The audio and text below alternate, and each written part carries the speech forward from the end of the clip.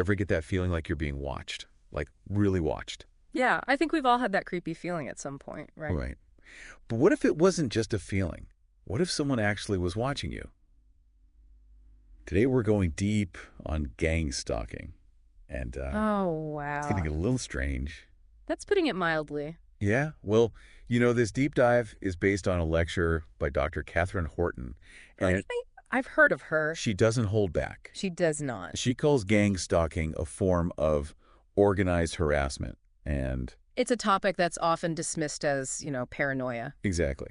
But Dr. Horton, she presents some data, some arguments that suggest there might be something more to it. Way more. So let's start with the basics, right? Okay. What exactly are we talking about when we say gang stalking? Well, Dr. Horton, she describes it as this coordinated effort Uh-huh. to basically mess with someone. Mess with them. Yeah, like groups of people showing up in weird places, like you always see the same guy at the coffee shop, then the grocery store, then... Oh, like you're being followed? Yeah, or, like finding things moved around in your house, or Okay, hold on. constantly feeling like you're being watched. That's starting to sound a little conspiracy theory-ish. I know, right? But Dr. Horton, she connects this to something that's, well, it's a little unnerving, to be honest. What's that? Intelligence agencies. Oh, here we go. Yeah. She points out that in the UK, back in 2003, the budget for MI5, their domestic intelligence agency, doubled. Wow, doubled. Doubled. So think about that, right? Okay. More money, more agents, more training needed. Yeah, I guess that makes sense. But who do they train on? I mean, they can't just use, regular criminals, can they? Exactly. Yeah. Too risky. Right. Someone might notice. Right. So Dr. Horton, she suggests that they might use, well, ordinary people. Ordinary people as spies? No, not as spies, as, how did she put it? Training subjects. Yes. Yeah. Training subjects. Like, imagine you're a biochemistry professor, right? Okay, I'm imagining. Suddenly, you switch careers to street stalking. That's a hard left turn. Right. But that's what she's suggesting. These agencies need people to practice on. And it can't be someone who's going to, raise flags. So they need someone who's, what, under the radar? Exactly. Someone who's not going to, call the cops every time they see a suspicious car. But why? That's the big question. Right. Dr. Horton thinks it might be more than just training. She says it could be a way to control people. Control people? How? Think about it. If you feel like you're constantly being watched, judged, harassed, you're less likely to, speak out, challenge things. I see what you mean. And if you do speak out, well, it's easy to dismiss you as paranoid. Right. Yeah. If everyone thinks you're crazy, no one will listen. That's what Dr. Horton calls box ticking. People go to the doctor with these wild stories, and the doctor's just like, Another paranoid patient. exactly. It's a way to silence dissent, keep people in line. And the scariest part, What? it might actually be working, Well, that's a cheery thought. isn't it? But it gets even weirder. Dr. Horton dives into German tax law, and guess what? What? Informants can get huge tax breaks, Like, how huge? like paying 10% tax instead of the usual 40%. Big difference, right? Yeah, that's a big incentive to rat people out. Exactly. And she calls it a runaway process because as more people become informants, the network grows. And it just keeps expanding. It's like a pyramid scheme of surveillance, Wow. right? But here's the thing.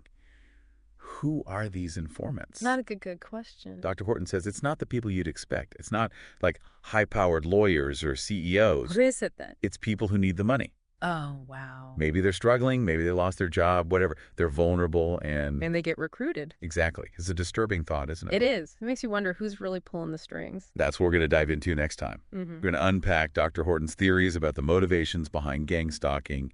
And trust me, it gets even more unsettling. Last time, things got pretty dark. Yeah. We went down a rabbit hole for sure. But you know what's even creepier? What? Dr. Horton connects this whole gang stalking thing to, our digital lives. Oh, yeah, that whole privacy thing or lack thereof. Exactly. I'm on social media all the time, Who isn't? But now I'm thinking, who else is looking at that stuff? Right. It's like we share everything online without thinking twice. But how does that tie into gang stalking?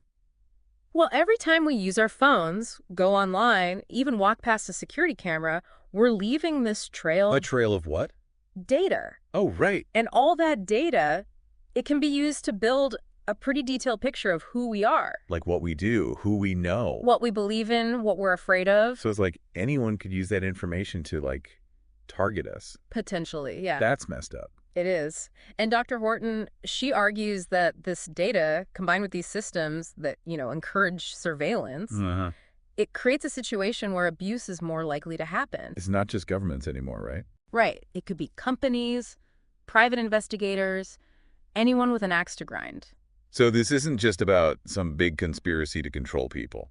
Not necessarily. It could be way more personal, like someone trying to get revenge or Okay, hold on. sabotage someone's life. But that's the thing, right? It's like, how do you even prove any of this is happening? Exactly. Gang stalking is designed to make the victim question their own sanity. Like they're imagining things. Yeah. So by the time they realize something's seriously wrong. It's too late. Exactly. And that's where that whole box ticking thing comes in. Yeah. Victims go to the doctor, describe these crazy experiences, and the doctor's like, another paranoid patient. And that just makes it easier to ignore them. Right. It's like a self-fulfilling prophecy. The more you try to talk about it, the crazier you sound. So it's not just about silencing people, it's about making them doubt themselves. Absolutely. It's psychological warfare. Wow. And this is where Dr. Horton's analysis gets really interesting. She talks about this concept of learned helplessness. Learned helplessness. What's that? It's basically when you're constantly exposed to bad things that you have no control over, Uh-huh. you eventually just give up. You just accept it. Yeah, you stop trying to fight back because you think it's pointless. So with gang stalking, the constant harassment, the weird stuff happening, It wears you down. you just feel powerless. Exactly. And that makes you easier to manipulate. You're less likely to speak out, less likely to ask for help. And this is all intentional. According to Dr. Horton, yes. It's a way to break people down psychologically. That's pretty messed up. It is. And it's often directed at people who are already vulnerable, Like who? people who are isolated, people with mental health issues, people who don't have a lot of social support. So they're easy targets. In a way, yeah, they're less likely to have the resources to fight back. And with all the division in the world today, It's a recipe for disaster. because anyone who disagrees with the mainstream can be labeled as, like, crazy. Exactly. It's a way to silence dissent, enforce conformity. So what can we do about this? Like, is there any way to protect ourselves from this kind of manipulation? That's the million-dollar question. And honestly, there are no easy answers. But Dr. Horton does offer some insights into how we can resist. She talks about the importance of understanding the psychology behind gang stalking, like how it works, why it's effective. Knowledge is power, right? Exactly. And from there, she suggests some strategies for reclaiming our agency, both individually and collectively. So last time we were talking about some really heavy stuff. Yeah, learned helplessness, psychological manipulation. It got pretty intense. But, like, what do we do about it, Right. Well, Dr. Horton, she says there's no easy fix, but she does offer some ideas about how to resist these tactics. Okay, like what? Well, she talks about understanding the psychology behind it, how it works, why it's effective. So we need to know our enemy, basically. Exactly. We need to know how they operate. But then what? Well, that's where she talks about breaking free from this learned helplessness. How do we do that? Like, if we feel powerless, how do we even start to fight back? It starts with connection, she says. Reach out to others. You mean like other people who think they're being gang stalked? Yeah, people who understand what you're going through, people who've experienced similar things. Because, like, if you talk about this stuff to people who don't get it... They'll think you're crazy. Exactly. So, finding a support network is important. It's crucial, Dr. Horton says. It validates your experience, reminds you that you're not alone. And it might give you some ideas about how to deal with it, right? Right. You can share information, compare notes, brainstorm strategies. Okay, so connecting with others is key.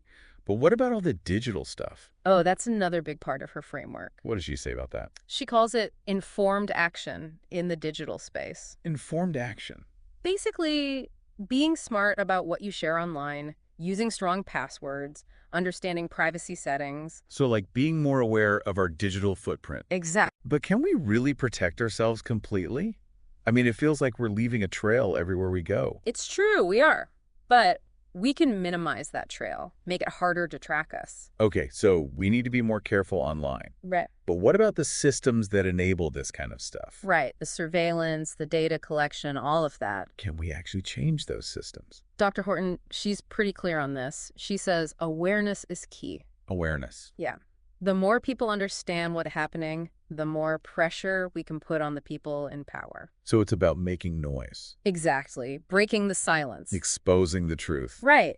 And demanding accountability. From who? From the government, from tech companies, from anyone who's profiting from our lack of privacy.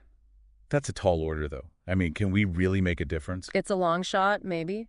But Dr. Horton, she believes it's possible. She says that we need to reclaim our agency, both individually and collectively. It's like we've been sleepwalking into this surveillance state, and now it's time to wake up. That's a good way to put it.